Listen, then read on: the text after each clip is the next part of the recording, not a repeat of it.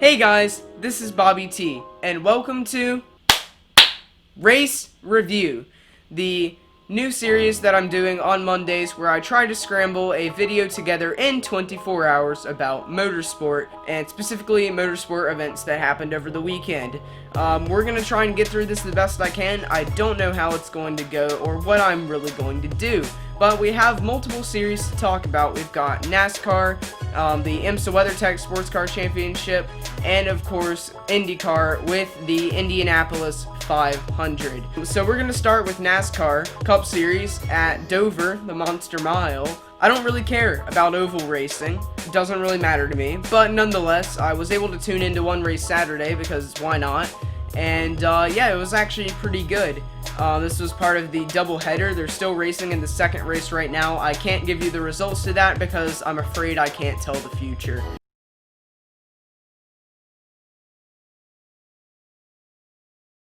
But the first race, it was pretty good. We had some pretty good battles, a lot of different pit stop strategies and whatnot. So it was an interesting race, and just for a regular 1 mile track, it was pretty solid, pretty fun to watch. Kept my attention through most of it. Okay, maybe I dozed off once or twice. But in the end, we had a nice battle with Denny Hamlin in the number 11 Toyota and the number 19 Toyota of Martin Truex Jr. They battled it out, and in the end, Denny Hamlin was the winner. Your top 5 was Denny Hamlin, number 1, Martin Truex Jr., number 2, Kyle Busch, number 3, Kevin Harvick, number 4, and Chase Elliott, number 5.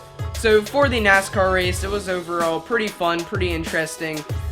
For an oval race, I'd give it a solid 5.5 out of 10. So for a 1 mile racetrack NASCAR race, to get that score for more of a road course fan like myself, it's pretty good. Good job, NASCAR. Pat yourself on the back. So the next race that I want to talk about that happened this weekend that I watched is IMSA WeatherTech Sports Car Championship at Virginia International Raceway, which hurts a little bit because it is my home track and I should have been there this weekend watching it if we weren't all going through the current global situation that has taken that ability away from us. So that wasn't cool. I didn't appreciate that fact that I could not go and see the race, but I was still able to see it on television, not live, thank you NBC, but nonetheless, it was still on television. For IMSA, it definitely was a little bit less exciting than usual, but at the same time, I kind of regret saying that because there were some great GTD battles as well as some pretty good racing in GT Le Mans, of course, Virginia International Raceway. The Michelin GT Challenge is just a GT only based race, so GT Le Mans and GT Daytona, that is it.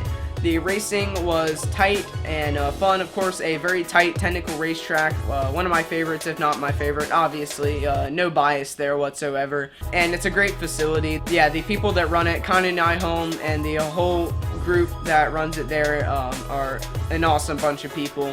But anyway, the racing on track was good, and GTLM, which is the GTE cars for you Europeans, was a bit of an attrition race. Yeah, the number 912 Porsche having issues early, and the number 24 BMW having issues as well, and then Porsche again, and even Corvette having some offs on the track. So overall, GTLM, it was a bit of a messy race, pretty much just everyone trying to get to the end safely and get to the end well. And in the end, it was the number 3 Chevy Corvette C8 coming out on top, the car driven by Jordan Taylor and Antonio Garcia. Second place was the number 25 BMW M8 driven by Connor DeFilippi and Bruno Spengler. And third was the number 911 Porsche from Nick Tandy and Fred Makawiki.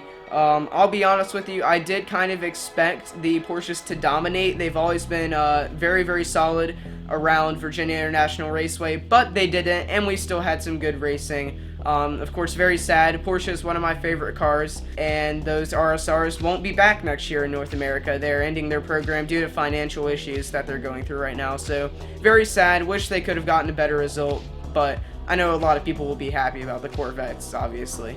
In GT Daytona, the big story was Bill Auberlen in the number 96 BMW M6 GT3 car. picking up his 61st IMSA victory, making him the all-time record holder for the most wins which is pretty incredible in IMSA competition. He and Robbie Foley drove that BMW to victory in GT Daytona, followed by a pretty feisty battle between the number 86 Acura NSX of Mario Farnbacher and Matt McMurray, along with the number 11 Lamborghini, Brian Sellers and Madison Snow, and even the number 74 Mercedes AMG GT3 of Lawson Oschenbach and Gar Robinson, as I can see here. That was a pretty good battle, lots of tight racing in GTD. They really did put up a good show, really throughout the whole field. Basically, the top three, like I said, the number 96 BMW M6, second place was the number 86 Acura NSX, and third was the number 86 Acura NSX GT3. There were a couple incidents, like the BMW M8 GTLM, the number 24, driven by Jesse Crone and John Edwards, along with the number 30 Hardpoint Racing Audi in GT Daytona. Some incidents like that where they finished a ways behind. For IMSA, I'd say the racing action was pretty good. Fun race to watch. I felt quite disconnected from it, not being able to be there. But overall, I would rate the action a solid 6.5 out of 10. Remember, 10 being the greatest race that I've ever watched, and 0 being bloody terrible. So, the last race of the weekend that I just watched was the one and only Indianapolis 500 at Indianapolis Motor Speedway, obviously, in Indiana, United States. One of the most famous races in the world, probably the most famous race in the world where cars just go in circles. But I really don't want to make a joke of this race. It is very much an endurance race. And yeah, it was a good one this year, but very, very different, of course, with the pandemic and the way it had to be handled. No spectators were able to be there. A lot of clever fans you could see around the track. Not the best example of social distancing, but it was cool to see that passion still there. All the people, there was a guy on there that were showing built a sort of platform that he could stand up on and watch the race, which was pretty impressive, I must say. Should have taken those ideas for VIR, but then again, I don't really want to get arrested by the people I like so much. The festivities were still the same, and it was good to see that going on and just kind of have that sense of the Indy 500 again, and just kind of feeling that anticipation and all that you're kind of missing without the crowd and the fans and everyone there. Also, as you can see, I've got a lovely little Indy 500 recreation going up here in R Factor 2, so thank you for that, R Factor 2. Very cool. But yeah, the race started with a lot of different cautions that were spread throughout the race, of course. A couple smaller incidents, a couple very, very heavy hits. Spencer Piggott there at the end was a very scary hit into that tire wall. It's just a real testament to the safety that is in these Indy cars these days, and cars in general, how much safer they are and how much the survival cell really protects the driver. So that was definitely incredible to see, but the racing action was a lot of fun as well. We had some green flag pit stops, definitely was a key part of it. A lot of this race was strategy driven. That was definitely a thing that I could notice casually sitting on the couch, so I may have missed a few things, but nonetheless, there were some great battles throughout the field, a lot of 3-wide, 4-wide moments, which are pretty crazy to see on the front stretch. The Triple Crown attemptee man, Fernando Alonso, did not have a great day. Ended up in the middle of the pack back there in like 21st, I believe, something like that.